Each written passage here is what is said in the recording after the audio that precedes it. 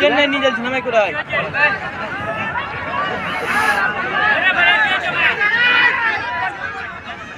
Referee ঠিকই বলছে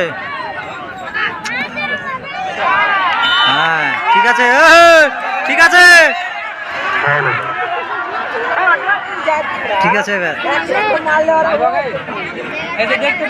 ও মারবে এবার দেখবে সবাই দাগ লাইন ছেড়ে বসবেন। প্রত্যেকের উদ্দেশ্যে বলা হচ্ছে দাগ লাইন ছেড়ে বসবেন। আপনার একটু অসাবধানতা একটা বড় রকম ঝামেলার সৃষ্টি হতে পারে। সুতরাং নিজ নিজ দায়িত্বে দাগ লাইন থেকে একটু সরে দাঁড়াবেন।